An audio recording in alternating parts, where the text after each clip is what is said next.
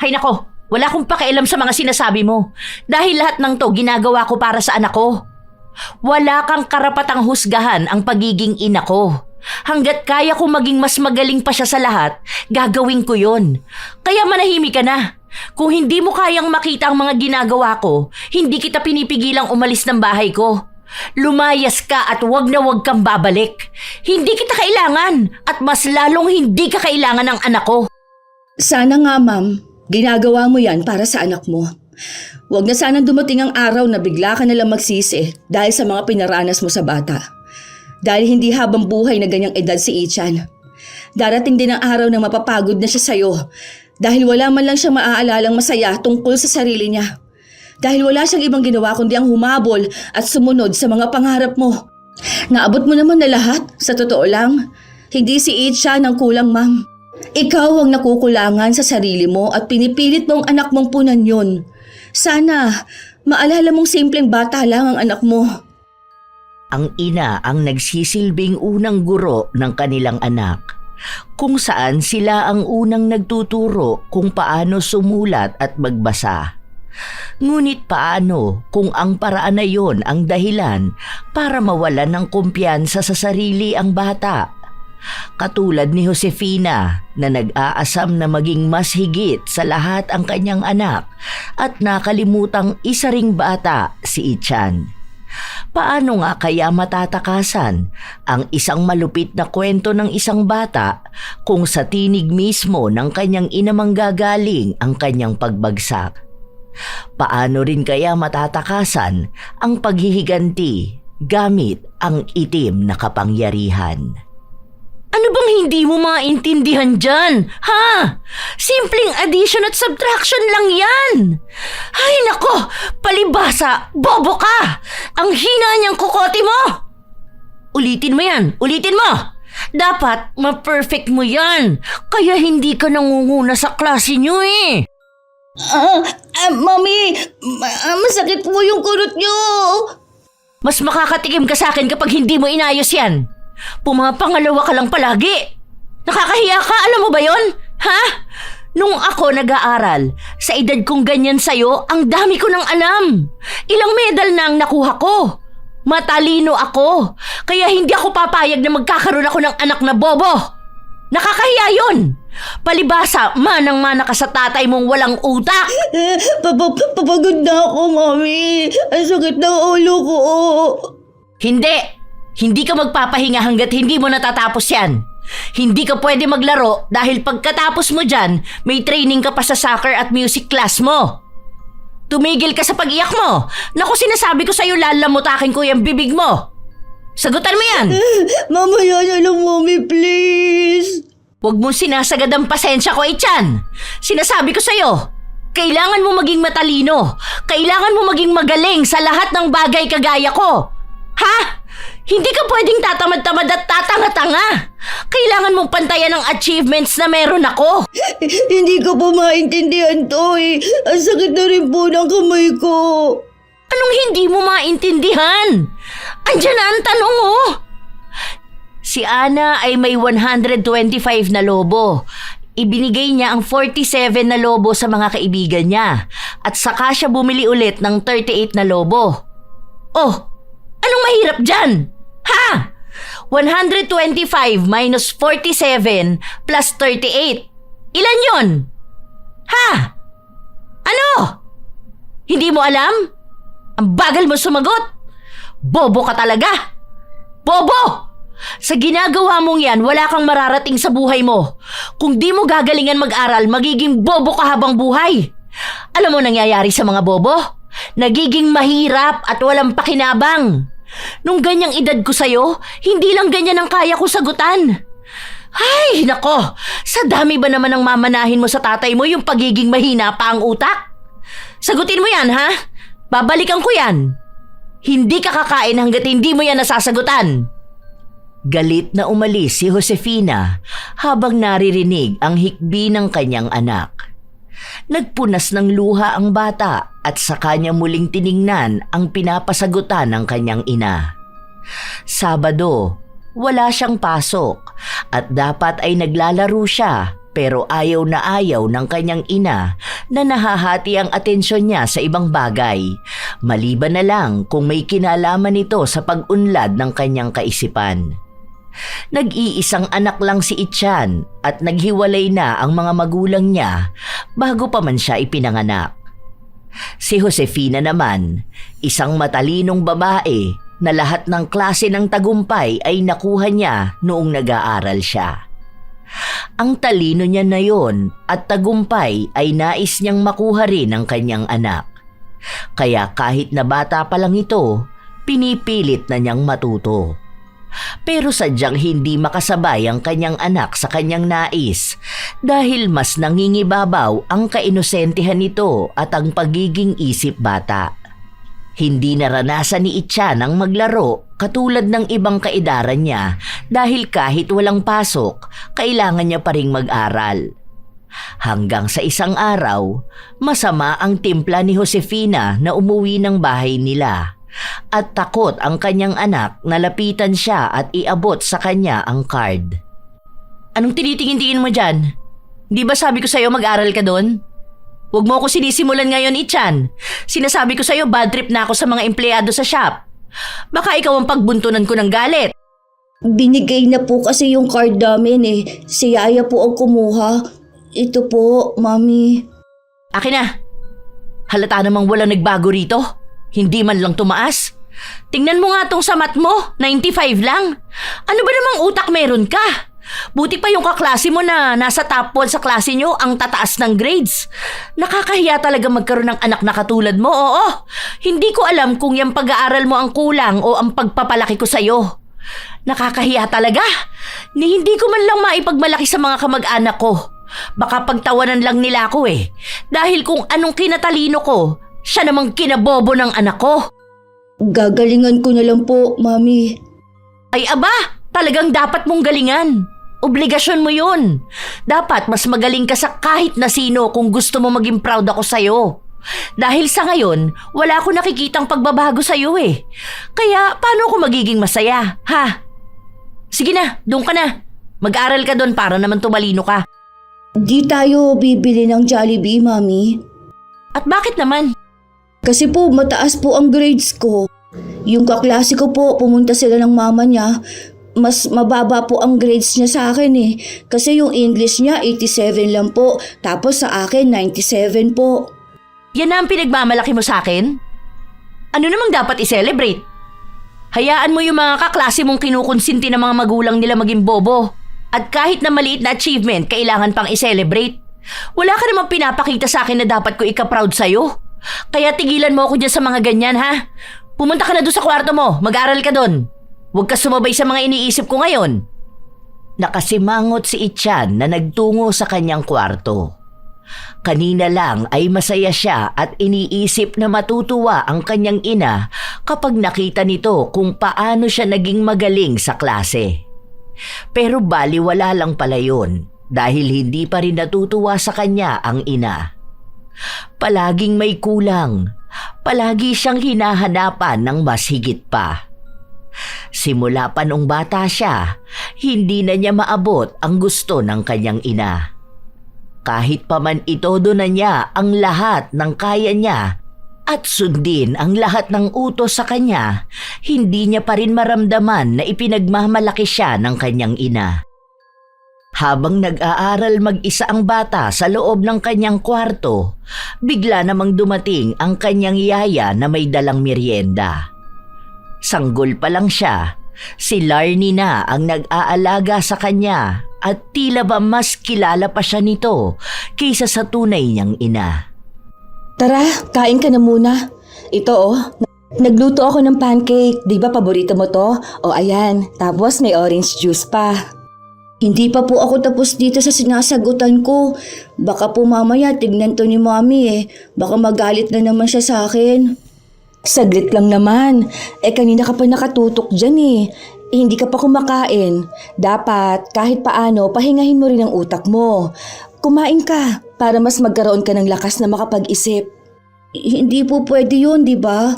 Kasi kapag nagpahinga daw po ako, ang sabi ni Mami, magiging bobo ako lalo. Bobo pa naman po ako. Hindi ka bobo, okay? Sinabi ko na yun sa'yo, di ba? 7 years old ka pa lang, pero ang dami mo nang alam. Palagi mong tatandaan ang sinasabi ko sa'yo na magaling ka at dapat proud ka sa sarili mo sa mga nagagawa mo. Kaso po, hindi naman proud si Mommy. Nagagalit siya sa akin palagi. Di ba? Lagi kong sinasabi sa'yo na palagi mong tatandaan. Mahalaga ka, espesyal ka, sapat ka, at hindi mo kailangan maging perpekto. Hawak ka sa kamay ko. Ano ulit yon? Sabay tayo ha? Naniniwala ako sa kakayahan ko. Masaya ako na ako ay ako. Mayroon akong talino at talento para magtagumpay sa buhay. Yan, very good. Ang galing talaga ng big boy na yan ah. Oh, tara na, merienda na tayo. Tapos mamaya, tuturuan kita kung paano yan, ha?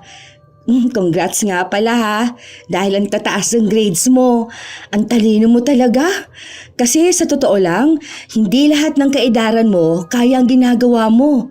Sobrang matured mo na rin mag-isip para sa ganyang edad. Proud na proud sa'yo si Yaya. Naging masaya ang puso ng bata dahil kahit na paano ay may isang tao na nakakakita ng halaga niya at nagiging masaya sa mga nagagawa at naaabot niya. Habang masaya silang kumakain at nagkukwentuhan ng kung ano-anong pangyayari sa eskwelahan ni Ichan, biglang pumasok sa loob ng kwarto si Josefina.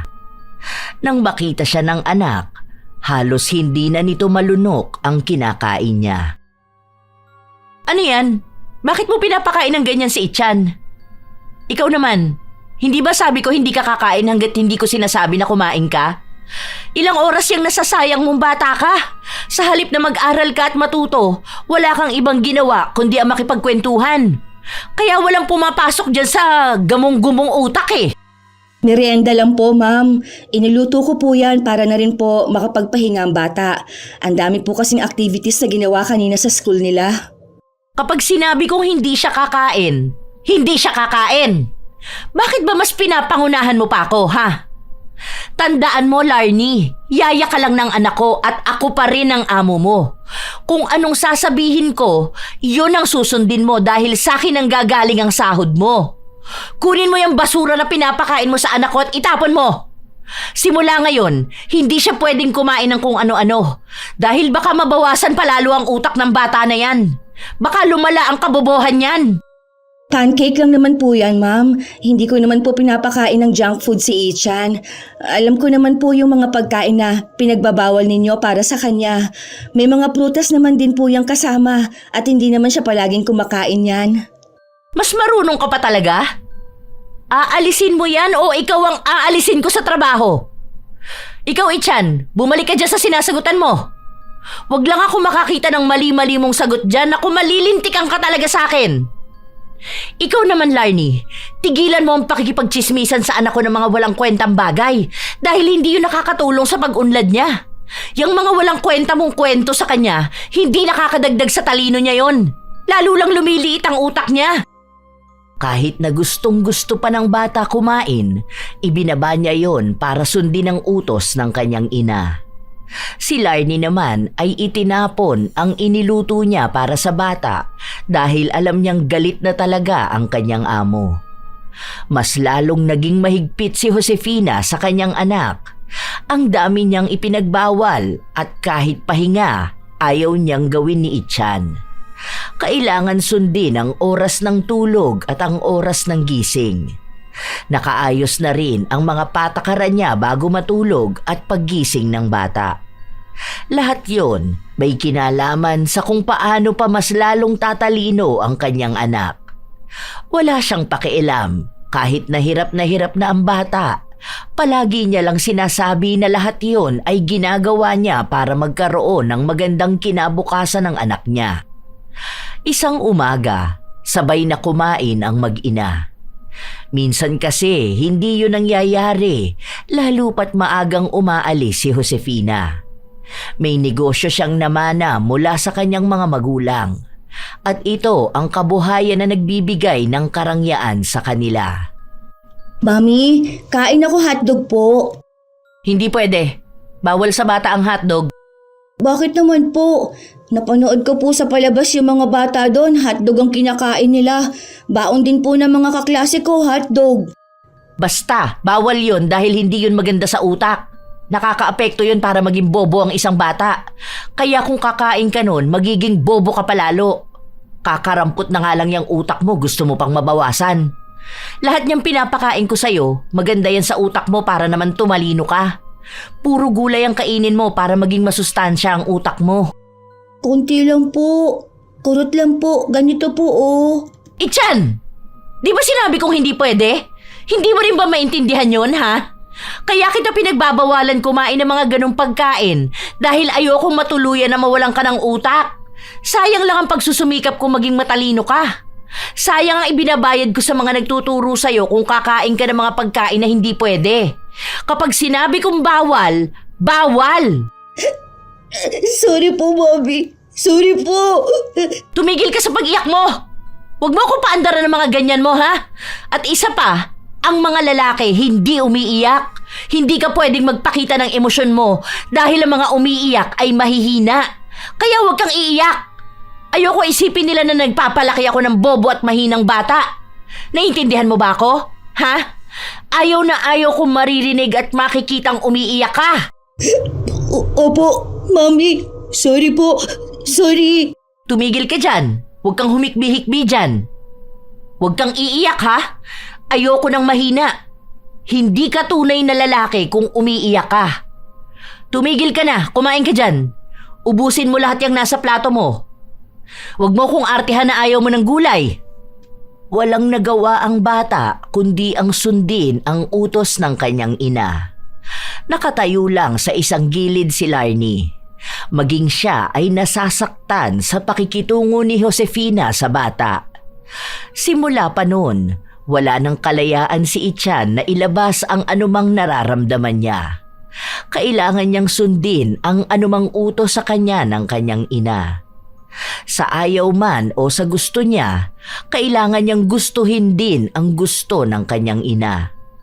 Tila ba hindi kilala ni Josefina ang anak dahil ang gusto ni Ichan ang siya namang ayaw ni Josefina.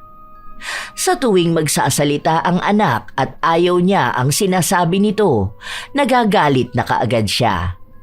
Kahit sa emosyon ng bata, nais niyang kontrolin. Bawal siyang magalit. Bawal malungkot at bawal maging masaya kapag hindi masaya ang kanyang ina. Ang malaki nilang bahay at marangyang buhay ay nagmistulang kulungan para sa isang paslit na gusto lang namang maranasang maging bata. Habang pauwi galing sa paaralan sina Ichan at Larnie, nakasabayan nila ang ibang sundo ng mga kaklase ng bata at nag-uusap sila na maglalaro ang mga bata sa bagong parke malapit sa kanilang paaralan. Nung una, sobrang tuwa ang nararamdaman ni Ichan pero napawi rin yun dahil alam niyang bawal niyang gawin yun. Pagka-uwi niya, kailangan niyang mag-aral ulit dahil magagalit ang kanyang ina kapag nalaman na naglalaro siya. Gusto mo ba maglaro? Bawal naman po. Uwi na po tayo. Baka magalit na naman po si Mami.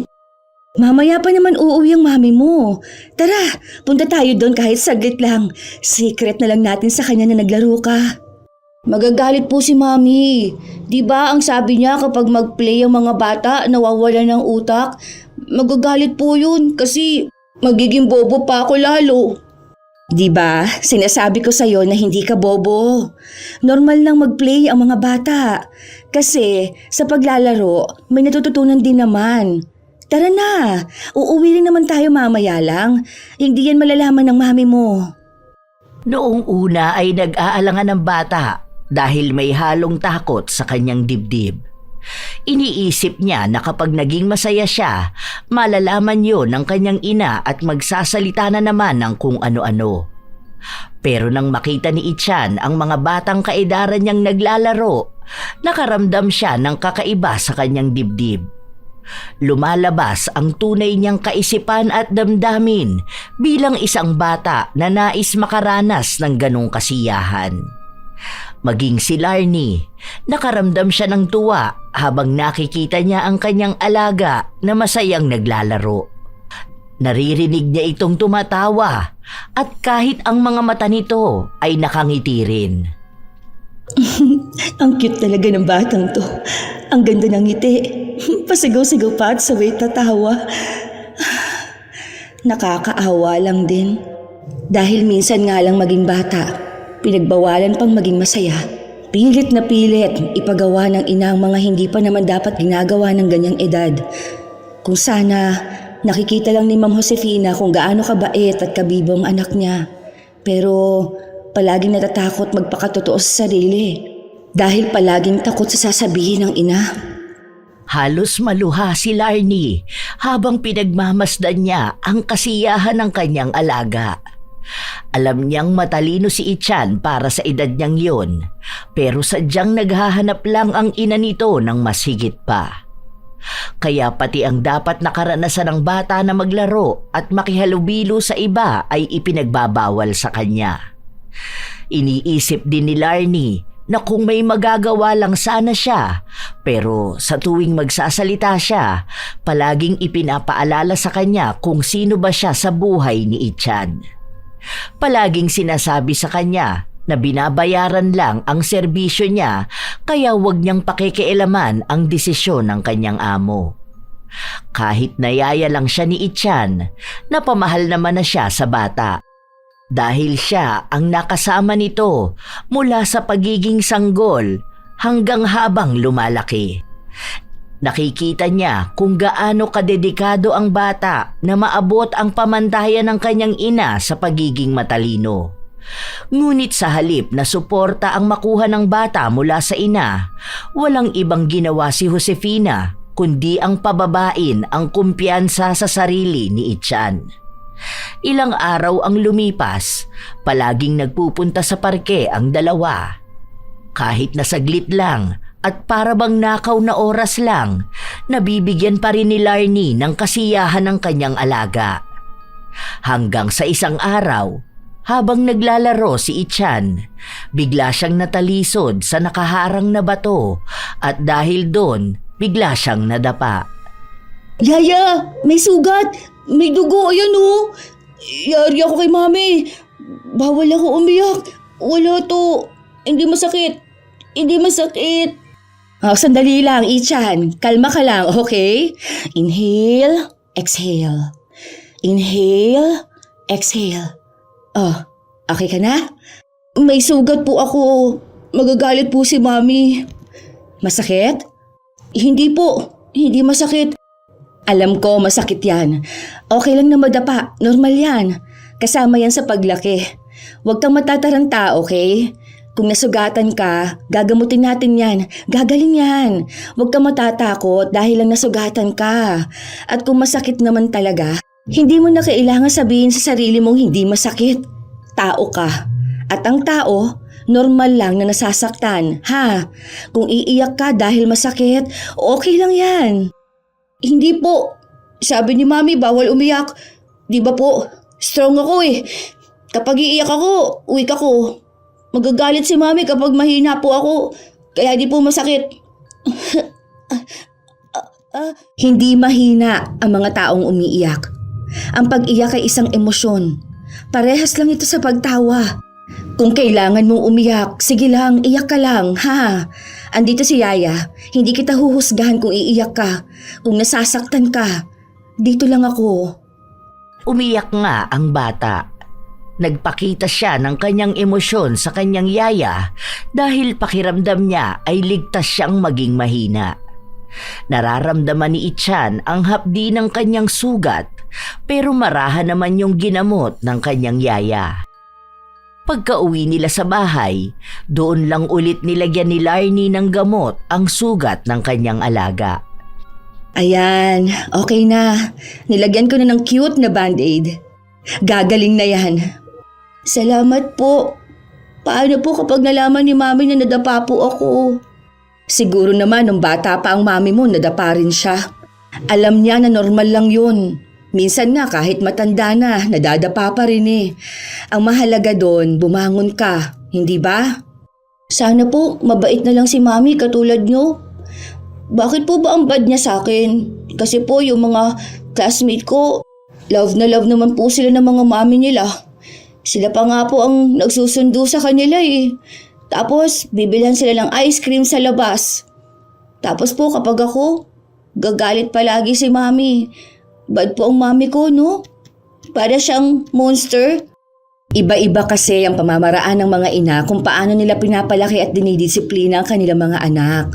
Siguro, iba lang yung sa pamamaraan ng mami mo, pero love ka nun. Hindi lang ganun sa love ng ibang mami sa mga anak nila, pero sure na sure ako, love na love ka ng mami mo. Ipinaliwanag ni Larnie ang iba't ibang klaseng pagmamahal ng ina. Matalino naman si Ichan kaya nauunawaan niya ang mga yon. Ayaw lang kasi ni Larnie na magtanim ng sama ng loob ang bata sa kanyang ina dahil lang sa inaasta ni Josefina. Ayaw niyang imulat sa galit si Ichan dahil baka kapag nangyari yun, mahihirapan si Josefina na bawiin ang loob ng anak. Dahil kung ano pa naman ang natatanim sa emosyon ng bata, nakabaon na yon sa kanilang isipan at damdamin at bibit-bitin nila yon hanggang sa tumanda sila. Isa ang galit na yon sa mahirap pakawalan. Nang matutulog na si Ichan, doon lang napansin ng kanyang ina ang kanyang sugat. Mami, basa ka po ng book. Anong nangyari dyan? Bakit may band-aid yan tuhod mo? Ganyan pa ang nakalagay? Tanggalin mo nga yan. Ano yan, pambata? Bakit ka may sugat? Aray ko po! Ano na naman ang pinaggagawa mo, ha? Nadapa po ako. Bakit ka nadapa? Lampa ka ba, ha? Sa susunod, ayusin mo yung paglalakad mo. Huwag kang tatakbo kung di mo naman nakikita ang daraanan mo. Hindi yung uuwi ka sa bahay na may sugat ka. Ayoko nang lalampa-lampa ka, ha? Dahil ang mga lampa, mga walang kwentang tao. Gusto mo ba maging walang kwentang tao, ha? Oh, ano? Iiyak ka na naman.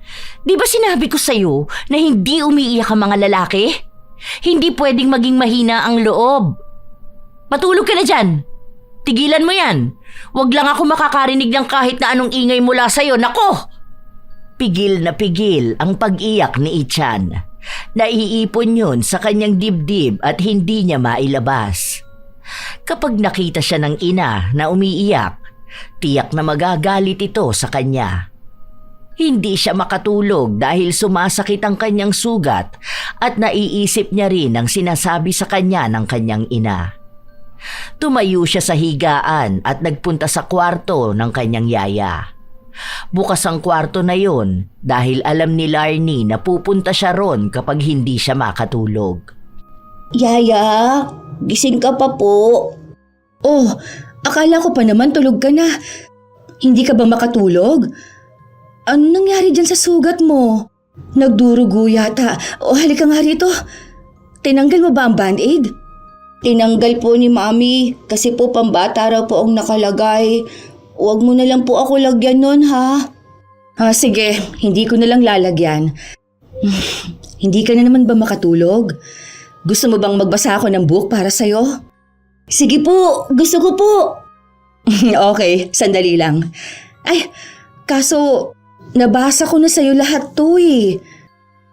Ay, ayun, sakto, may isa pa ako rito. Bakit po lahat ng book ninyo puro color black lang? Iisa lang po ata ang book nyo oh. Hindi gusto ko lang talaga tong book na to. Sige na, huwag ka na makulit. Humiga ka na para makatulog ka na. Babasahan kita ng kwento, ha? Hug kita. Sumiksik ang bata sa kanyang yaya na para bang ito ang kanyang ina. Ni minsan kasi, hindi ito nagawa ni Ichan kay Josefina. Lalo na't ayaw ng kanyang ina na matulog siyang katabi ito para daw masanay siyang mag-isa sa kwarto niya. Kapag naman natatakot siya, nagagalit ang kanyang ina at sinasabi na wala siyang dapat katakutan at dapat siyang maging matapang. Nagagawa niya lang magpunta sa kwarto ng kanyang yaya kapag tulog na rin ang kanyang ina. Oras kasi na nasa loob na ng kwarto si Josefina, hindi na ito lumalabas pa. Hindi pa tapos ang kwento ni Larnie nang makatulog na si Ichan. Ang himbing ng tulog ng bata at ang inosente niyang mukha ang nagdadala ng awa sa kanyang yaya. Kapag nakakatulog si Ichan sa kwarto ni Larnie, binubuhat niya ang bata pabalik sa kwarto nito. Noong mas bata pa si Ichan, kayang-kaya ito ng kanyang yaya, pero nang lumaki na ito ay naging mahirap na. Pero kahit na ganon, hindi pa rin tumitigil si Larnie na buhati ng bata kapag nakakatulog ito. Ilang araw pa ang lumipas, wala pa ring nagbabago sa pakikitungo ni Josefina sa kanyang anak. Palagi niya pa rin itong pinupursige sa pag-aaral. Isang hapon, uwian na sa paaralan. Nag-aabang sa labas ng kanilang silid si Larnie. Alam naman ng iba na yaya lang siya ng bata, kaya minsan hindi napipigilan ng mga yon na magtanong kung bakit hindi nagpupunta ang ina ni Ichan. Busy kasi sa business niya si ma'am. Minsan naman nagpupunta yon, baka hindi niyo lang nakikita. Ako lang talaga ang sumasama kay Ichan kapag may mga events sila sa school kasi ako naman talaga yung nag-aalaga sa kanya. May mga bali-balita pa silang sinasabi na hindi gusto ni Larnie, lalo pat maaaring makaapekto ito sa bata.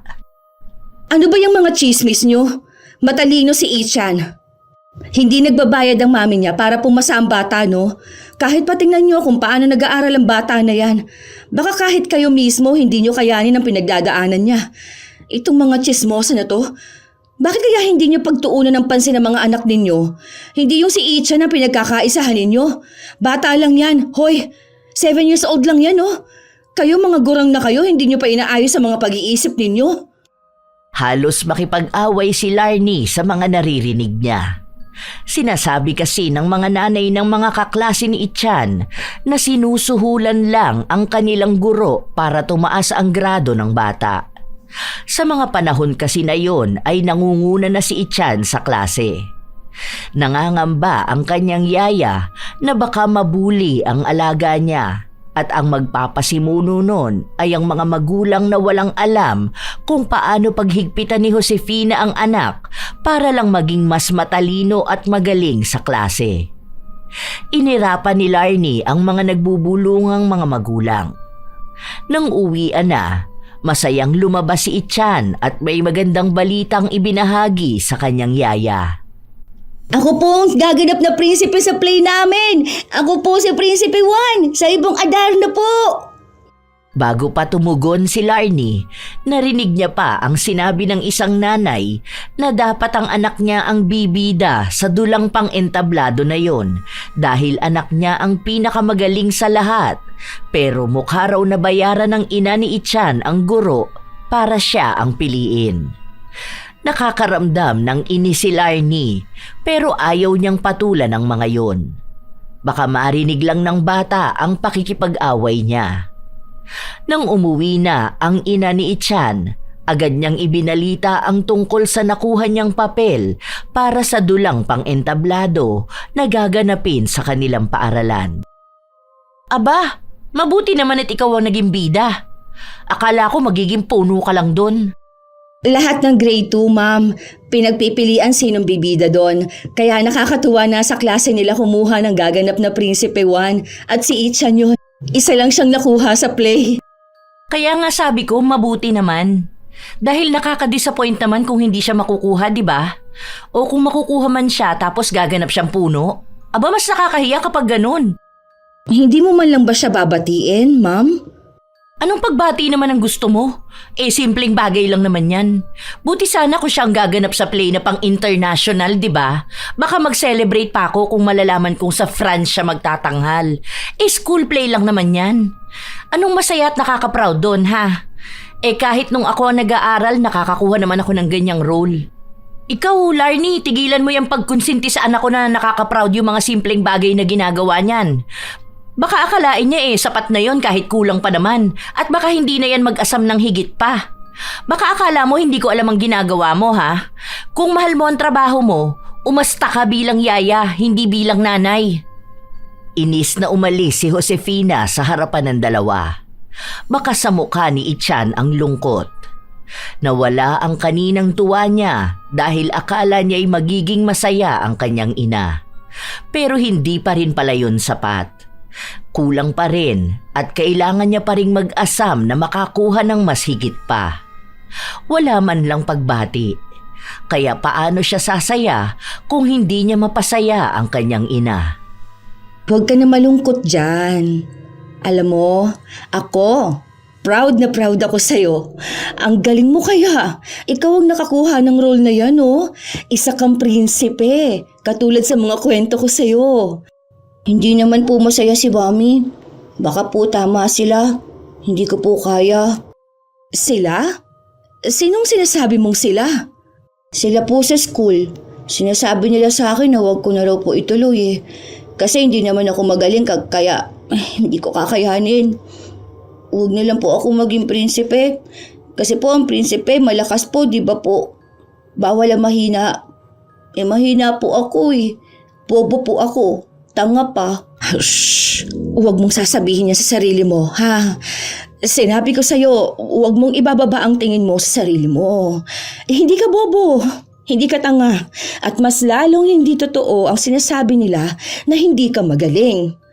Palagi mong tatandaan na lahat ng naaabot mo na yan, para yan sa'yo. Pinaghirapan mo yan. Kaya ka napili dahil ginalingan mo. Kailangan makita mo sa sarili mo yun, ha? Huwag mo nga hayaan na maaapektuhan ka ng sasabihin sa'yo ng ibang tao. Dapat palagi kang proud sa anumang naaabot mo. Okay? Huwag mo na ulit sasabihin yan, ha? Matalino ka at magaling. Pero sabi ni Mami na bobo ako eh. Saka sabi rin po ng lahat na nagmamagaling lang ako, na nagpapanggap lang po ako. Hindi ko naman daw po kaya. Tama naman po sila, di ba po? Walang tama sa mga sinasabi nila. Dahil hindi ka nila kilala. Kaya wag mo silang pakikinggan, ha? Wala naman po akong kakampi. Ako, palagi mo akong kakampi. Palagi akong proud sa'yo. Nasasaktan ako kapag naririnig ko yung sinasabi mo. Kasi alam kong ibinibigay mo ang lahat ng kaya mo eh. Sapat ka, magaling ka, matalino ka. Love na love ka ni Yaya, ha? Lagi mong tatandaan na magkakampi tayo. Kahit nakalaban natin ang buong mundo, basta ako, kakampi mo ako. At dapat kakampi mo rin ang sarili mo. Diba, ang mga prinsipe, kahit na ang dami nilang kalaban, sila pa rin na nagwawagi. Kasi kakampi nila ang sarili nila. At ikaw ang prinsipe na dapat matapang na kampihan ang sarili mo. Dahil kapag kakampi mo ang sarili mo, walang kalaban na makakatalo sa'yo. Tandaan mo yan. Hindi ka magpapatalo sa mga salita nila. Dahil sapat ka at magaling ka at lalong-lalo na mahalaga ka. Pinipilit ni Larnie na palakasin ang loob ng kanyang alaga. Dahil unti-unti nang nagiging malaki ang epekto ng ginawa ni Josefina sa bata. Ayaw lang niyang dalhin ni Ichan ang ganong kaisipan hanggang sa paglaki niya. Dahil mas marami pang pagsubok ang darating sa buhay ng bata kapag tumanda na ito. At kung mahina ang loob at walang tiwala si Ichan sa kanyang sarili, mahihirapan siyang harapin ang buhay. Sa sobrang pagkabahala ni Larnie sa mga nangyayari, sinubukan niya ulit kausapin ang kanyang amo. Ma'am, pwede po ba kitang makausap? Kung babali ka, wag na muna ngayon. Malapit naman na ang sahod mo eh. Saka wala akong cash. Ay, hindi po tungkol doon, ma'am. Tungkol po kay Ichan. Bakit? Ano na namang ginawa ng bata na yun? Gusto ko lang po sanang makisuyo sa inyo, ma'am, na huwag niyo naman pong pakitunguhan ng gano'n ang anak ninyo. Naaawa na po ako sa bata. Ang laki po ng epekto ng mga sinasabi ninyo sa kanya. Tumatanim po sa isip ng bata yung mga pagtawag ninyo sa kanyang bobo, o walang alam, o walang utak, na hindi siya magaling, o kung ano-ano pa pong masasakit na salita. Maawa naman po kayo sa anak niyo, ma'am. Ilang taon pa lang naman po yan. Hindi na nga po niya nararanasan ang saya ng pagiging bata dahil ang dami ninyong ipinagbabawal sa kanya. Dahil lahat ng ginagawa ko para sa kanya. Ayokong nagmumukha siyang tanga o kahiya-hiya sa ibang tao. Teka, ano bang pakialam mo, ha? Anak ko yan at ako ang masusunod sa kung ano mang gusto kong ipagawa sa kanya. Mahina naman talagang kukote niya Ni hindi siya kumakalahati sa kaalaman ko nung bata ako. Paano pa kapag lumaki na yan? Baka hindi niya makuha mga nakuha kong tagumpay noon.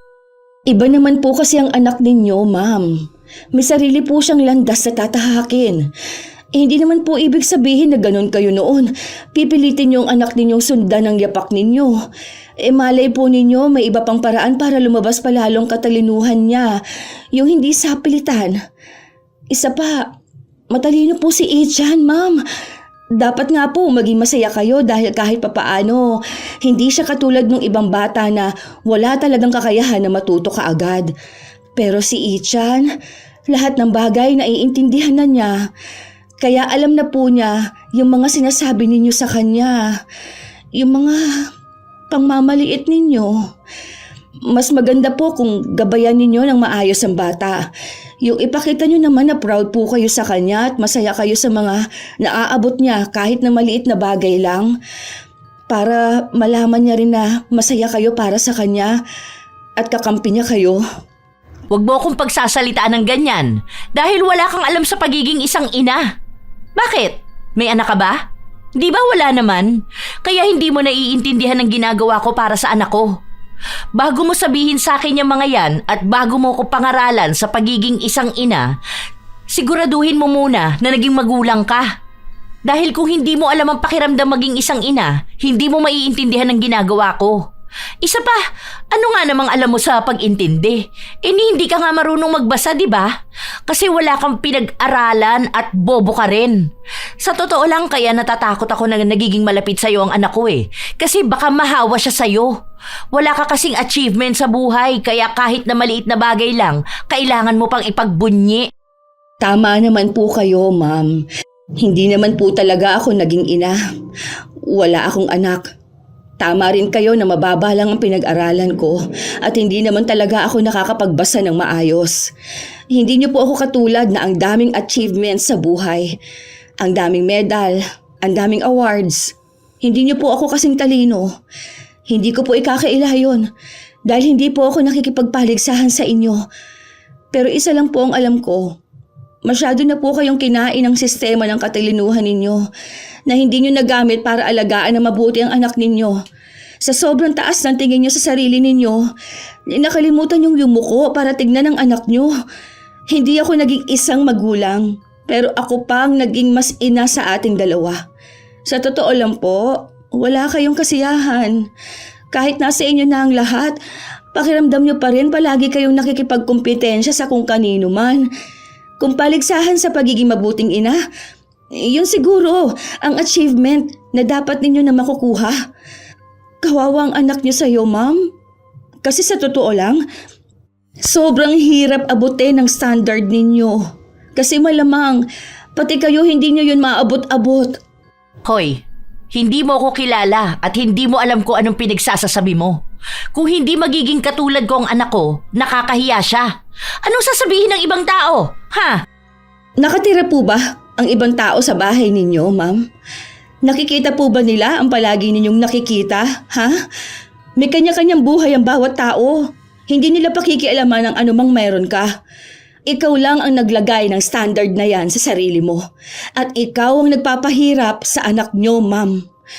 Habang inaayos mong magiging tingin sa'yo ng iba, buhay ng sariling anak nyo ang nasisira. Kahit anong gawin at ipakita mo sa mga tao, may masasabi pa rin sila tungkol sa'yo, tungkol sa anak mo. Di ba? Kahit na ang sobrang talino mo na, ang dami mo pa rin naririnig. Dahil hindi mo mahahabol ang pagiging perpekto sa paningin ng iba. Kahit ikaw pa ang pinakamatalino at kahit pa iposas mo ang anak mo sa mga libro niya, hindi mo pa rin siya magagawang maging perpekto. Awa lang sa bata, ma'am. Sa edad ni Ichan, ang dami na niyang alam pero hindi pa rin yun sapat sa'yo. Hindi na siya bata mag-isip. Kapag kausap ko siya, natatabunan na ang kainosentehan niya. Dahil bata pa lang siya Ayaw mo nang iparana sa kanya ang maging bata. Hay nako, wala akong pakialam sa mga sinasabi mo. Dahil lahat ng to ginagawa ko para sa anak ko. Wala kang karapatang husgahan ang pagiging ina ko. Hanggat kaya ko maging mas magaling pa siya sa lahat, gagawin ko yon. Kaya manahimik ka na. Kung hindi mo kayang makita ang mga ginagawa ko, hindi kita pinipigilang umalis ng bahay ko. Lumayas ka at wag na wag kang babalik. Hindi kita kailangan at mas lalong hindi ka kailangan ng anak ko. Sana nga, ma'am, ginagawa mo yan para sa anak mo. Huwag na sanang dumating ang araw na bigla ka nalang magsisi dahil sa mga pinaranas mo sa bata. Dahil hindi habang buhay na ganyang edad si Ichan. Darating din ang araw na mapapagod na siya sa'yo dahil wala man lang siyang maaalalang masaya tungkol sa sarili niya. Dahil wala siyang ibang ginawa kundi ang humabol at sumunod sa mga pangarap mo. Naabot mo naman na lahat, sa totoo lang. Hindi si Ichan ang kulang, ma'am. Ikaw ang nakukulangan sa sarili mo at pinipilit mo ang anak mong punan yun. Sana, maalala mong simpleng bata lang ang anak mo. Hindi na nakipagtalo pa si Larnie sa kanyang amo dahil alam niyang hindi rin naman siya pakikinggan nito. May sariling desisyon si Josefina at kahit na kailan ay hindi niya pinakinggan ang mga taong may mababang pinag-aralan at hindi kayang maabot ang kung ano man ang meron siya. Maliban na lang doon sa mga taong tinutukoy niyang titingin ng mababa sa anak niya kung hindi ito magiging kasing talino niya. Nanatili pa rin si Larnie sa bahay dahil alam niyang kailangan pa rin siya ng alaga niya. Kung mawawala siya, mawawalan na ng kakampi si Ichan. Pero habang tumatagal, palala rin ng palala ang ginagawa ni Josefina sa kanyang anak. Ano na naman tong ginawa mo, ha? Bakit nagdodrawing ka na naman? Hindi ba sinabi ko sa'yo pag-aaral mo ang atupagin mo? Kung hindi ka nag-aaral, yung pagtugtog ng instrument ang gawin mo.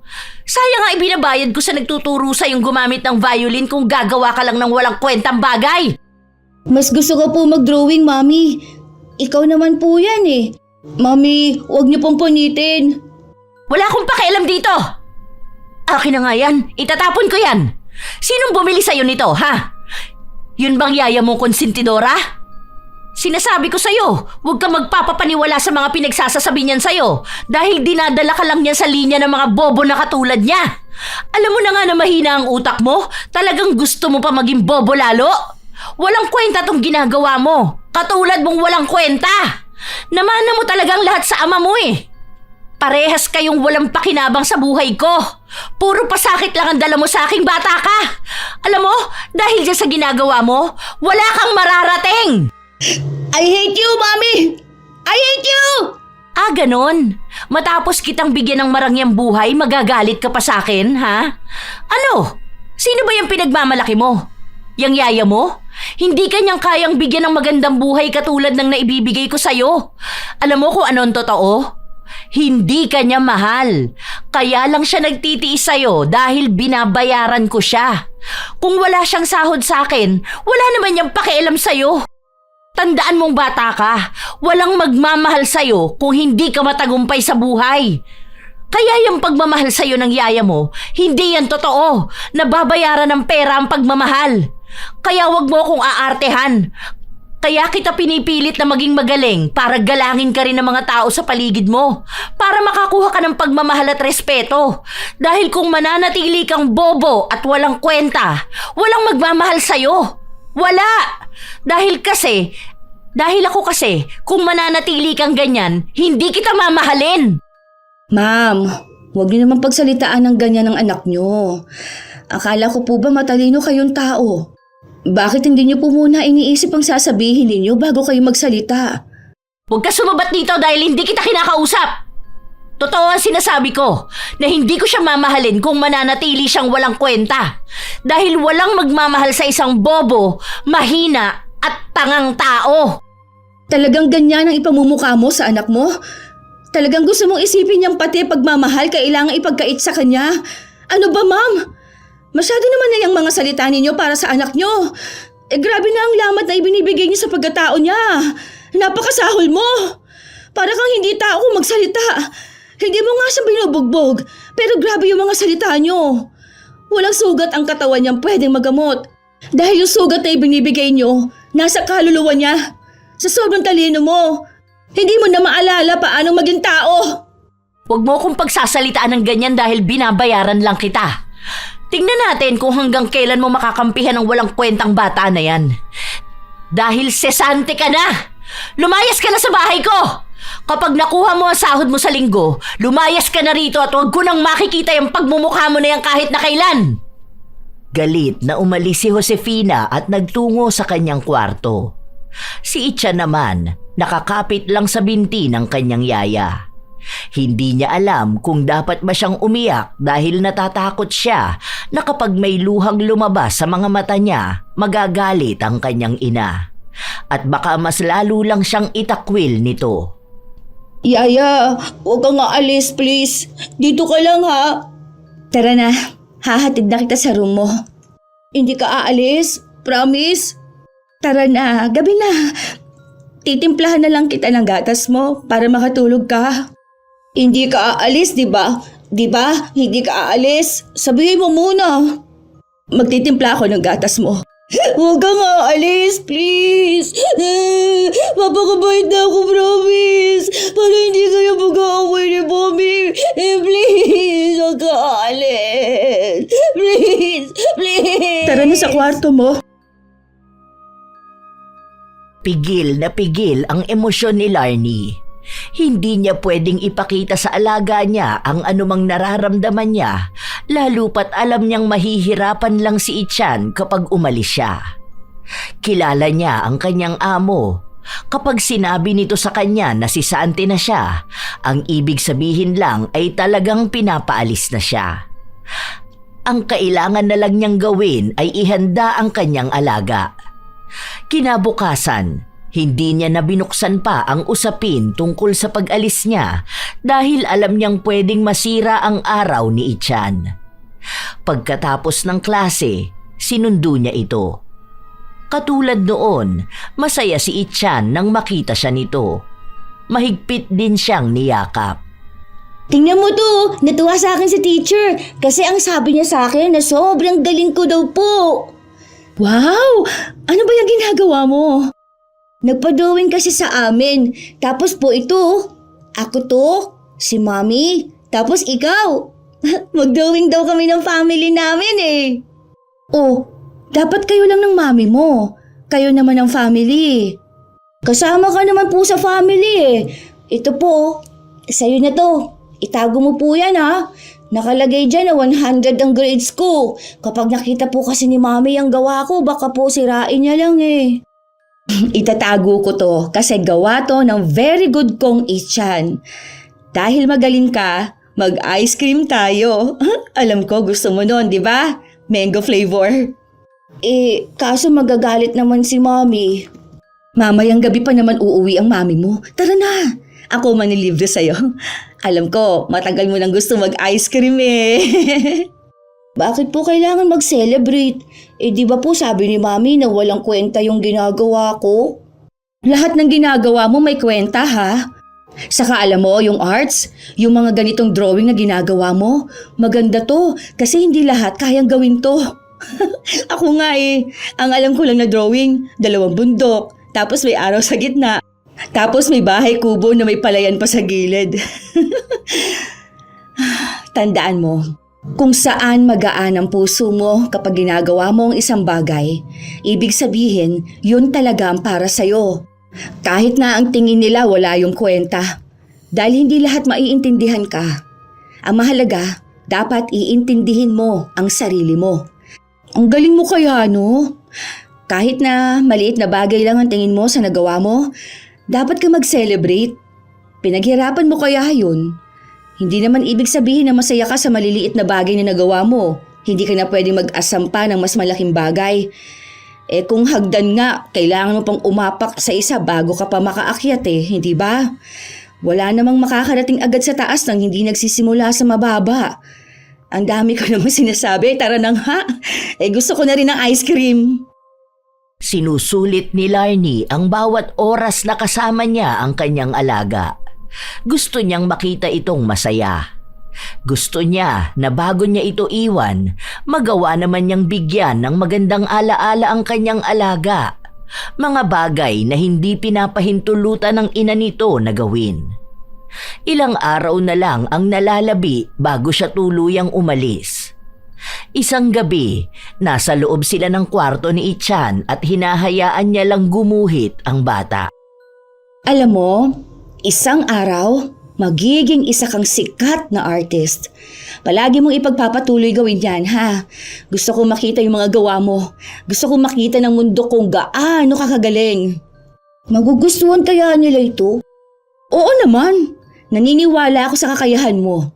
Ako kaya ang #1 fan mo. Kung ako naniniwala na kaya mo, dapat ikaw rin maniwala ka na kaya mo. Sana po si Mami rin maniwala siya na kaya ko. Alam ko, darating din ang araw na makikita ng Mami mo ang halaga mo. Makikita niya rin yung mga mali niyang ginagawa. Basta huwag ka magtatanim ng galit sa Mami mo, ha? Intindihin mo siya na kung ano man ang ginagawa niya sa'yo, makakatulong sa kinabukasan mo. At isa rin sa tatandaan mo, na kapag sinasabihan kang bobo, hindi ka tunay na bobo. Huwag mong paniniwalaan ang sasabihin nilang wala kang kwenta at hindi ka magaling. Dapat tanggapin mo rin ang sarili mo. Kapag hindi na tayo magkasama, lagi mong iisipin na may naniniwala sa'yo, ha? At sa kakayahan mo. At ang naniniwala na yon, gusto ring maniwala ka sa sarili mo. Kakampi mo ako. Kakampi mo ang sarili mo. Huwag ka na po umalis. Sige na po, please. Darating din naman ang araw na aalis ako. Kaya ngayon pa lang, tanggapin na natin yon. Pero hindi ibig sabihin na hindi na tayo magkasama. Mawawala na rin ang suporta at love ko sa'yo. Ikaw pa rin ang Ichan ko. Hindi na nakapagsalita pa ang bata. Yumakap lang siya ng mahigpit sa kanyang yaya. Sige, okay lang umiyak. Diba, ang sabi ko sa'yo na kapag naiiyak ka, umiyak ka. Hindi mo kailangan pigilan ang emosyon mo. Hindi totoo na hindi pwedeng umiyak ang mga lalaki. Dahil lahat ng tao may emosyon. Lahat ng tao pwedeng umiyak. Hindi kahinaan ang paglabas ng mga nararamdaman. Hindi porket lalaki ka, kailangan mong pigilan ang luha mo. Sige lang, okay lang maging mahina. Maging si Larnie ay hindi na napigilan ang kanyang sarili na maiyak. Mahigpit na yakap din ang ibinigay niya sa kanyang alaga. Simula pa noong sanggol si Ichan, siya na ang kasama nito. Siya ang kasama nito noong unang beses siyang humakbang.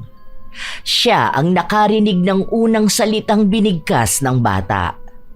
Sa lahat ng bagay, siya ang kasama ni Ichan. Mula sa tawanan hanggang sa iyakan. Para na niyang naging anak ang alaga dahil mas madalas na silang dalawa lang ang magkasama. Alam naman niyang darating talaga ang araw na magpapaalam sila sa isa't isa, pero hindi niya lang inaasahan na magiging ganito kaaga. Sobrang bigat ng kanyang dibdib. Alam niyang napamahal na rin sa kanya ang bata. Pero kahit nahirap siyang iwan si Ichan, yon ang kinakailangan. Hindi na rin naman siya papayagan ng kanyang amo na manatili. Huling gabi ni Larnie bilang yaya ni Ichan, pinagluto niya ito ng paborito niyang ulam. Magkasama silang nagkwentuhan ng mga bagay-bagay. Ikinuwento ni Larnie kung paano naging makulit si Ichan noong sanggol pa lang siya at tuwang-tuwa naman ang bata habang pinapakinggan yon. Hanggang sa kinausap siya ni Josefina. Heto na ang huling sahod mo. Siguro naman nakapag-empake ka na ng gamit mo. Bukas, gusto ko umalis ka na bago pa magising si Ichan. Huwag ka nang magpapakita sa kanya. Ma'am, nakikiusap ako sa'yo na sana pakitunguhan niyo po na maayos ang anak niyo. Dahil kawawa si Ichan. Wala ka nang pakialam kung paano ko pakikitunguhan ang anak ko. Wala ka na sa bahay na to. Tapos na ang trabaho mo. Hayan, binigay ko na ang sahod mo. Kaya lumayas ka na. Hindi na lang binigyan ng pansin ni Larnie ang galit ng kanyang amo. Dahil para sa kanya, nais niyang bigyan ng atensyon ang natitirang oras na magkasama sila ni Ichan. Ayaw niyang maging malungkot. Ayaw niyang umiyak. Gusto niya na masayang matutulog ang alaga niya. Nabanggit sa kanya ni Ichan na gusto nitong tumingin ng mga bituin sa labas na hindi pinapayagan ng kanyang ina na gawin. At iyon ang gustong iparanas ni Larnie. Nasa labas sila ng bahay kung saan nakaupo sila sa isang mahabang kahoy na upuan. Wow! Ang gaganda ng stars! Nakikita mo ang mga bituin? Ang dami nila. Merong malalaki, merong maliliit, may makinang, meron namang halos hindi makita. May natatakpan ng ulap pero stars pa rin naman sila, di ba? Opo, pero mas maganda pa rin ang makikinang, di ba? Tulad ng sabi ni Mommy. Sa totoo lang, bawat isa sa kanila may sariling dahilan kung bakit sila nandun. Hindi kailangan maging pinakamaliwanag para masabing mahalaga. Kagaya mo. Kahit na palagi kang hinahanapan ng mami mo ng mas higit na tagumpay, hindi pa rin mababago na katulad ka ng star. May sarili kang ningning. Kaya gusto ko, huwag na huwag mong kakalimutan ang palagi kong sinasabi sa'yo. Ha? Hawakan mo ang kamay ni Yaya. Gusto ko, palagi mong sasabihin ito sa sarili mo, ha? Sabay tayo. Naniniwala ako sa kakayahan ko. Masaya ako na ako ay ako. Mayroon akong talino at talento para magtagumpay sa buhay. Proud na proud ako sa'yo. Nang gabing yun, nagpatuloy na nag-usap ang dalawa. Ang daming mga pangaral ni Larnie sa kanyang alaga. Palagi niyang sinasabi kung gaano ba ito kamahal-mahal at huwag niyang pagdududahan ang kanyang sarili. Alam niyang wala nang magsasabi nun kay Ichan, kaya gusto niyang ang bata mismo ang magsabi nun sa kanyang sarili. Pwede mo po ako kwentuhan? Sige, may bago akong kwento. Mabuti nilang dala ko tong libro para makatulog ka na rin. Higa ka na lang rito. May dala naman tayo unan eh. Bubuhatin ka na lang ni Yaya pabalik sa room mo, ha? Okay? Ang kwento ko ngayon sa'yo ay tungkol sa isang bata na may mataas na pangarap sa buhay at hindi sumuko sa anumang sinasabi ng ibang tao sa kanya. Gusto ko po bukas, pagkagising ko, luto mo ko pancake po, ha? Tapos dito po ulit tayo kakain. Hindi na kumibo si Larnie. Nagpatuloy siya sa kanyang kwento hanggang sa tuluyang nakatulog ang kanyang alaga. Habang nagpapatuloy si Larnie sa kwento niya, doon na bumuhos ang kanyang emosyon. Nakikita niya ang maamong mukha ng kanyang alaga. Ang inosente nitong pagtulog na dati ay lagi niyang nakikita, ngayon ay huling beses na niyang masisilayan. Alam niyang hindi niya magagawang lutuin ang hiling ng bata dahil bukas ay gigising si Ichan na wala na siya. Yun na ang huling beses niyang babasahan ng kwento ang kanyang alaga. Huling beses na mag-uusap sila ng kung ano-anong bagay. Sobrang bigat sa kanyang dibdib. Para bang ayaw niyang umalis dahil kahit na inihanda na niya ang kanyang sarili sa pagdating ng araw na ito, hindi niya pa rin pala talaga kayang malayo sa bata. Hindi niya maisip kung anong mararamdaman ni Ichan dahil parehas silang sanay na kasama ang isa't isa. Binuhat ni Larnie ang kanyang alaga para dalhin ito sa kanyang kwarto. Ang libro na palagi niyang gamit kapag nagbabasa siya ng mga kwento sa kanyang alaga, inilapag niya yon sa tabi ni Ichan. Iiwan niya yon para kay Ichan. Humalik din siya sa noo ng bata at nagpaalam. Salamat, Ichan, dahil naranasan kong maging isang ina kahit na hindi ako pwedeng magkaroon ng anak. Kakampi mo pa rin ako kahit na anong mangyari. Hindi ako papayag na makakarinig ka pa ng masasakit na salita. Palagi pa rin nakasuporta si Yaya. Palagi ko pa rin maaalala ang mga ngiti mo tuwing makikita mo akong nag-aabang sa labas ng classroom nyo. Hindi ko na yun makikita dahil hindi na kita masusundo ulit. Gusto ko na sana maniwala ka sa sarili mong mahalaga at kamahal-mahal ka. Kasi ako, pinahahalagahan at minamahal kita.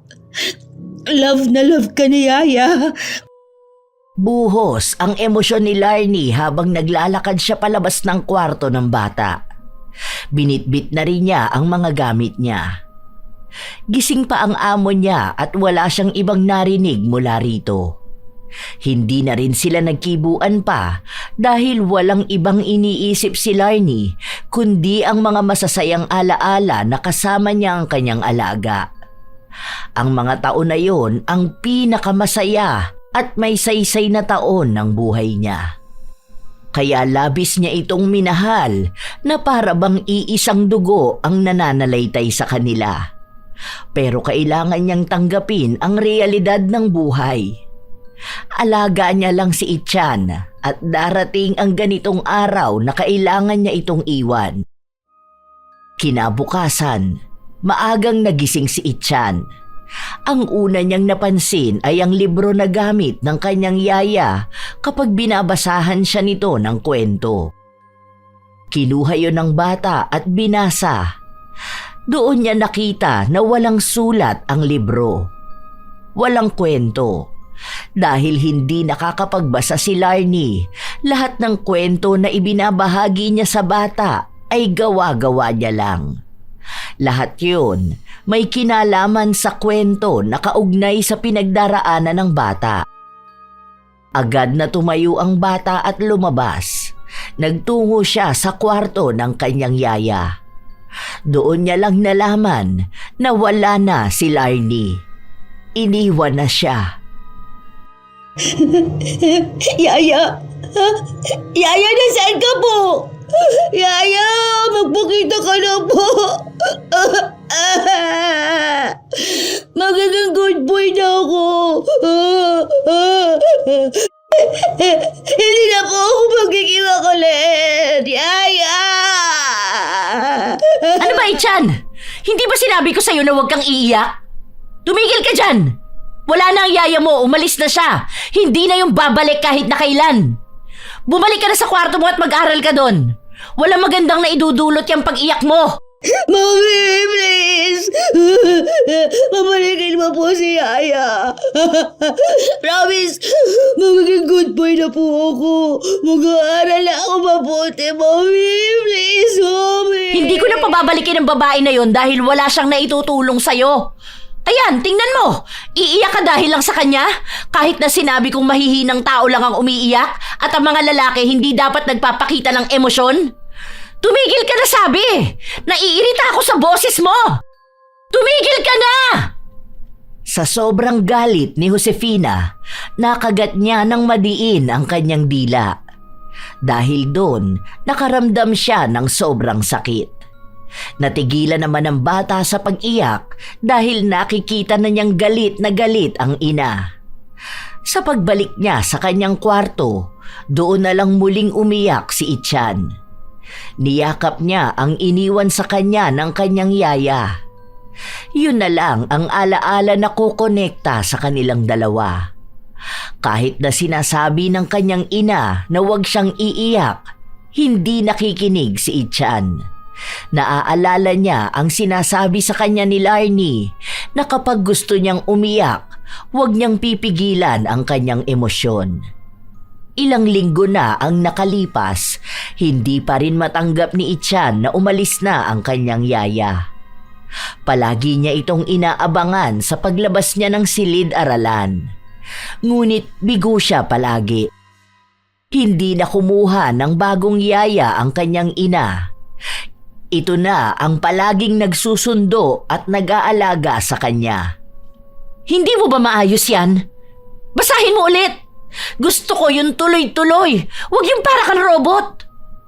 Ayusin mo yung pagbabasa mo, huwag kang tanga! Ano ba naman to? Kumikirot na naman ang dila ko. Aray ko! Ano pong nangyari, Mami? Gusto niyo po ng water? Wait po, kukuha ako. Saan ka pupunta? Ang sabi ko, sagutan mo to aray! Aray ko! Palaging sumasakit ang dila ni Josefina mula noong araw na nakagat niya ito. Kaya bibihira na lang siyang makapagsalita. Dahil sa nangyayari sa kanyang yon, hindi na tumatagal ang pagsasalita niya. Kaya kahit nagalit siya sa kanyang anak, ay hindi niya ito mapagsalitaan ng maayos.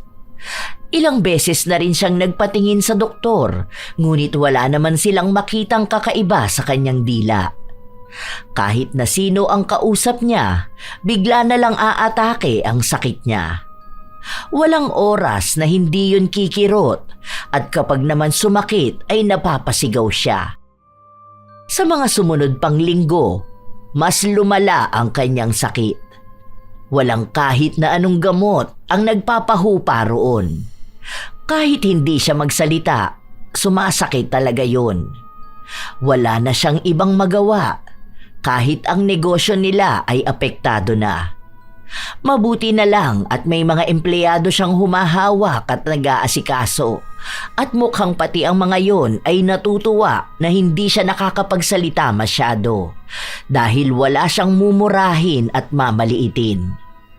Hanggang sa nanatili na lang muna siya sa bahay nila para magpagaling kahit na hindi naman kumpirmado kung ano ang sakit niya. Mami, kain ka na po. Ayoko yan! Itabi mo yan doon! Kailangan niyo po kumain para hindi po kayo magkasakit. Sabi sa akin ni Yaya dati, kakain pa rin para maging healthy. Ayoko yan! Doon ka na nga! Alam mo na nga na nahirap na akong magsalita. Kagalitin mo pa ako! Huwag ka na po kasi magalit, Mami. Malapit na po yung play namin. Malapit na po ako maging Prinsipe 1. Nood po kayo doon. Hindi makapagsalita si Josefina dahil sa sobrang kirot ng kanyang dila. Napapakapit na lang siya ng mahigpit sa kanyang higaan. Patuloy na nagkukwento ang kanyang anak ng mga nangyari sa kanilang paaralan. Kung paano siya nag-aaral at kung ano ang ginagawa ng mga kaklase niya. Pati na rin kung paano siya natutong tumayo sa sarili niyang mga paa kahit na bata pa lang siya dahil ayaw ng kanyang ina na maging mahina siya. Tahimik lang si Josefina na dati ay hindi niya nagagawa dahil palagi siyang may masakit na salitang ibabato sa kanyang anak. Ngayon na hindi siya makapagsalita ng kung ano-anong makakasakit sa damdamin ng kanyang anak, doon naman nagpatuloy na magkwento si Ichan. Nagiging malaya na rin siya kahit na paano. Naging tahimik ang kanilang bahay. Kung hindi mahalaga ang sasabihin ni Josefina, hindi siya nagsasalita. Nakakakilos naman ang katawan niya dahil dila lang talaga ang apektado sa kanya. Dahil dalawa lang sila ng anak niya na nasa bahay, siya ang nagluluto at nag-aasikaso rito. Ang isa lang sa kinaiinisan ni Josefina, nagmimistula siyang pipe. Hindi niya mapagalitan ang anak, kaya pakiramdam niya malapit na itong magrebelde. Pero sa totoo lang, naging mas mabait na bata pa ang kanyang anak. Nag-aaral ito ng kusa. Tumutulong din sa kanya sa mga gawaing bahay. Masyado lang talagang madaldal. Mami, punta ka po sa play ko ha. 2 tulog na lang po yun. May upuan ka po doon, nakabukod. Nasa unahan po ng stage. Hindi kumibo si Josefina. Nakatingin lang siya sa kanyang cellphone. Palagi siyang aburido dahil hindi niya mailabas ang mga bagay na gusto niyang sabihin. Para bang pinipigilan siyang maging malaya, katulad ng ipinaranas niya noon sa kanyang anak. Para bang wala ng kagalingan ang nangyayari sa kanya. Hindi niya alam kung tatanggapin niya yon dahil ayaw niyang maging baldado. Nanghihinayang siya sa talino na meron siya kung hindi maririnig ng mga tao kung paano siya magsalita. Isang gabi, nasa kwarto niya si Josefina kung saan napapikit siya sa sobrang sakit ng kanyang dila. Gusto niyang sumigaw pero sa halip kasi na makakatulong yon, mas lalo lang sasakit ang nararamdaman niya. Naluluha na siya pero pigil na pigil ang kanyang emosyon. Nagpapakatatag siya kahit hindi naman talaga niya kaya. Ilang sandali pa, pumasok ang kanyang anak sa kwarto. Nakapatay ang ilaw kaya kumakapa ito sa dilim. Gising si Josefina at hindi yon alam ng kanyang anak. Kinapa nito ang ina at napansin na walang kumot. Kaya kinumutan siya ng bata. Tapos noon ay kinapa ang kanyang mukha para hanapin ang kanyang noo. Hinalikan yon ng anak. Dear God, please po, pagalingin niyo na po ang mami ko. Gusto ko na po marinig ulit yung boses niya. Ayoko po kasi na nahihirapan siya eh. Kawawa po kasi ang mami ko. Thank you po. Amen. Good night, Mommy. I love you po. Matapos sabihin ng bata yon, ay agad na rin siyang lumabas ng kwarto. Doon nakaramdam ng kirot sa kanyang dibdib si Josefina. Ang inosenteng boses at panalangin sa kanya ng kanyang anak ang nagdala sa kanya sa pagiging emosyonal. Hindi niya alam kung bakit bigla na lang pumasok sa utak niya ang lahat ng mga ginawa niya. Kung paano niya nagawang pagsalitaan ng masasakit ang kanyang anak dahil lang sa hindi nito makuha ang gusto niya. Doon niya napagtanto na tama nga si Larnie, na masyadong naging mataas ang ambisyon niya at nakalimutan niyang iba si Ichan sa kanya. Sa kabila ng mga nagawa niya at masasakit na salita kay Ichan, mahal pa rin siya ng kanyang anak. Umiyak si Josefina. Bumuhos na ang emosyon na pilit niyang pinipigilan. Ang dami niyang pagsisisi. Gusto niyang humingi ng tawad sa kanyang anak at gusto niyang bumawi. Nang sumapit ang araw kung saan gaganap na si Ichan sa dulang pang-entablado, nag-aabang ang bata kung darating ba ang kanyang ina. Wala siyang nakikita na nakaupo. Nalulungkot siya dahil pakiramdam niya wala nga talagang pakialam ang kanyang ina. At hindi ito masaya na mapanood siya sa entablado. Habang nagpapatuloy ang kanilang pagtatanghal, biglang nakaramdam ng takot si Ichan. Hindi na niya masyadong maalala ang sinaulo niya. Gusto niyang tumakbo palayo at wag nang ituloy. Pakiramdam niya rin, mababa ang tingin sa kanya ng mga tao at pinagtatawanan siya. Hanggang sa bigla niyang narinig ang isang pamilyar na boses na nagpawala ng kanyang kaba.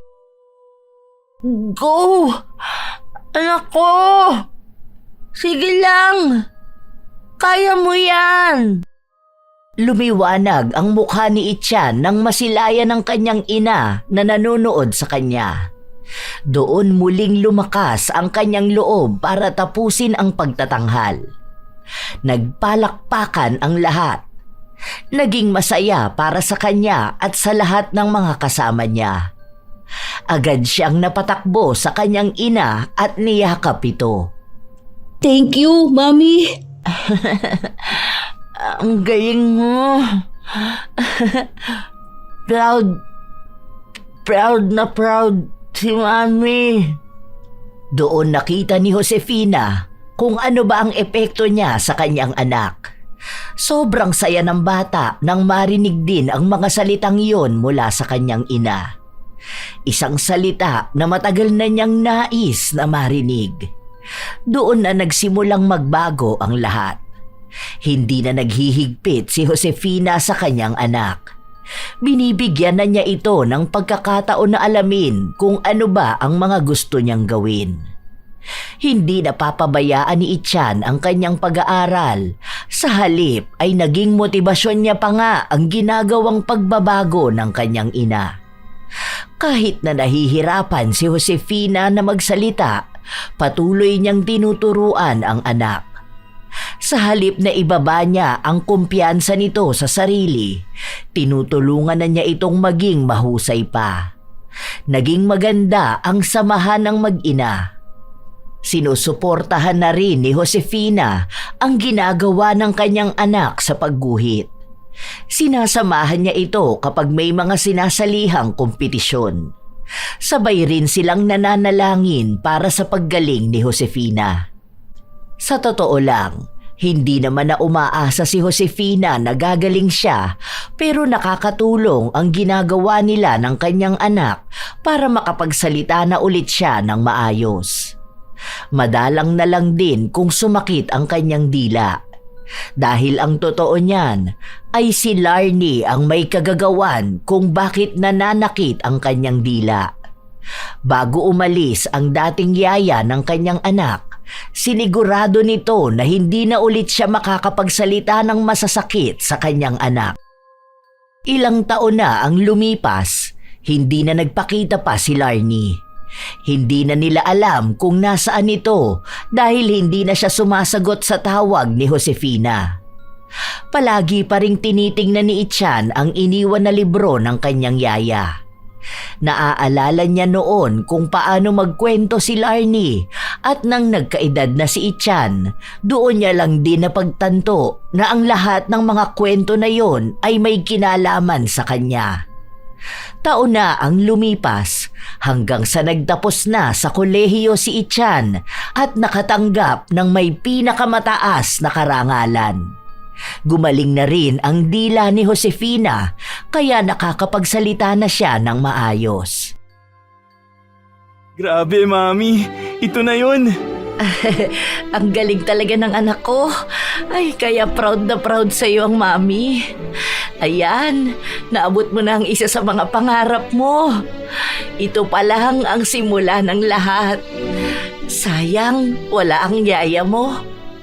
For sure, proud na proud yun sa'yo. Masaya yun. Lalo na kung malalaman niya na ang dami mong achievements. Hindi ba? Kaya nga po eh. Ang tagal na rin po pala. Sana makita ko ulit siya. Dahil ang dami ko rin gustong ipagpasalamat sa kanya. Naalala ko na naman yung sabay namin binibigkas. Hindi ko alam kung naaalala pa niya yun pero ako tandang-tanda ko pa. Dahil palagi ko yung sinasabi. Naniniwala ako sa kakayahan ko. Masaya ako na ako ay ako. Mayroon akong talino at talento para magtagumpay sa buhay. Yaya Larnie! Yaya! Ang daming nangyari sa mga taon na hindi sila magkasama. Yaya, namiss kita. Pero bit-bit ni Ichan ang mga payo sa kanya ni Larnie. Ay, grabe ka naman. Hindi rin nawala sa mga pangarap niya ang kanyang dating yaya. Dahil ito ang tao na unang naniwala sa kakayahan niya. Palaging nagtatanggol sa kanya at dahilan kung bakit may masayang kwento siya ng kanyang kabataan na babalik-balikan niya. Katulad ng palaging sinasabi ni Larnie na ang taong dapat na magkakaroon ng tiwala sa kakayahan mo ay ang iyong sarili. May mga pagkakataon kasi na ang salita ng mga tao sa paligid ay nagiging malaking epekto sa kaisipan ng isang tao. Ang salita ay maaaring magpataas ng kanilang kumpiyansa o ang magpababa ng tingin sa kanilang sarili. May mga ina na katulad ni Josefina na siyang nagpupumilit sa kanilang mga anak na maging mas magaling sa lahat at hindi na nila nakikita ang masamang epekto nito sa isang bata. Inaagawan ng panahon na makapagsaya dahil lang sa gustong maging mas higit na matalino. Nakakapagsalita ng masasakit sa kanilang mga anak na para bang walang emosyon ang mga bata. Tandaan din na hindi naman masamang asamin na maging matalino, maging magaling, kung para naman ito sa mga anak o sa sarili. Ang masama ay ang pagpupumilit sa kakayahan ng isang tao at iparamdam na basura lang ang maliliit na tagumpay. Iba-iba ang kwento kung paano naging matagumpay ang isang tao. Hindi dahil anak mo siya, kailangan niyang sundan ang yapak mo. Dahil meron din siyang sariling landas na tatahakin. Tandaan na hindi kailangan maging perpekto para maging mahalaga. Hindi nasusukat ang halaga ng isang tao sa grado, medalya o papuri ng iba. Ang tunay na tagumpay ay dumarating sa pagtiyatiyaga, sariling pagsisikap at pagtanggap sa sariling lakas at kahinaan. Dahil kahit gaano kataas ang pamantayan ng mundo, ang tunay na panalo ay ang taong natutong mahalin ang sarili, magtiwala sa sariling kakayahan at tumayo sa sariling mga paa. Sana ay may natutunan kayo sa ating kwento ngayon. Alam naman natin na may mga taong talagang katulad ni Josefina na gustong maging mas magaling ang anak higit sa kanino man. Mayroon ding mga magulang na lumalabis sa pagsasalita ng hindi magaganda sa kanilang mga anak. Mga salita na tumatarak sa kanilang mga puso at bumabaon sa kanilang murang kaisipan. Hindi man nila sinasaktan ng pisikal, ay sinasaktan naman nila sa mental at emosyonal na paraan. Gaya ng laging sinasabi ng lola, pag-isipang mabuti ang mga salitang binibitawan natin. Ang salita ng tao ay makapagliligtas ng buhay o kaya ay makamamatay. Kaya mag-ingat sa pagsasalita sapagkat aanihin mo ang mga bunga nito. Kayo ba mga apo, may karanasan ba kayong katulad ng ating kwento ngayon? Nais kong mabasa ang mga kwento na inyong ibabahagi. Shout out sa ilan sa mga masusugid na tagapakinig ng mga istorya ni Lola Telang. Rosalia Ambos, Oreo Crisbert, Neri Domingo, Belen Baladhay, Mary Jane Kitong, Jeline Oraca Beranya, Marwa Cornel, Gima Pendon, Pureza Tagiwalo, Mary Jenny Rhea Batiduan, Grace Elvis, Vicky Yabut, Razon Yao, Aquarius, EJ's Vlog.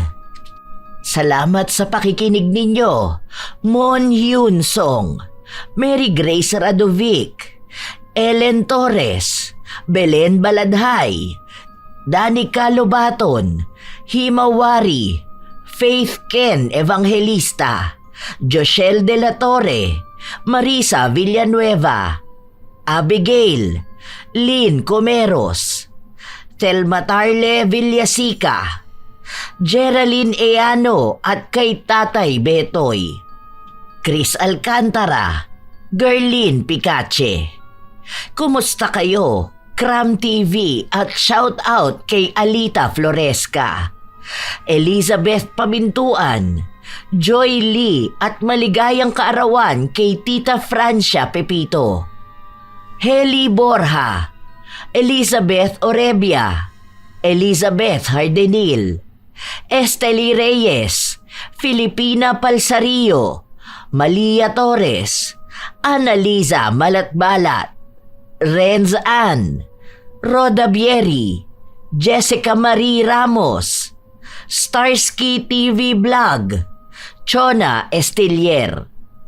Shout out sa mga apo ko na sina Sydney Crosswind, Supladang Pasaway, Lovely Rose Roa at Princess Rain Roa Alawami, Kimpoy Feliciano, Hazel Fiesta, Judilyn Pakin, Nena Diones, Francisco Neng, Nelly Siang, Grace Hementera, Petronila Balyelos, AJ Chua, Pamela Agasang, Rachel Whitney, Gia Gigi, at belated happy birthday noong September 7 kay Danica Dulnuan. Ito ang inyong Lola Telang at maraming salamat sa palagi ninyong pakikinig, mga apo.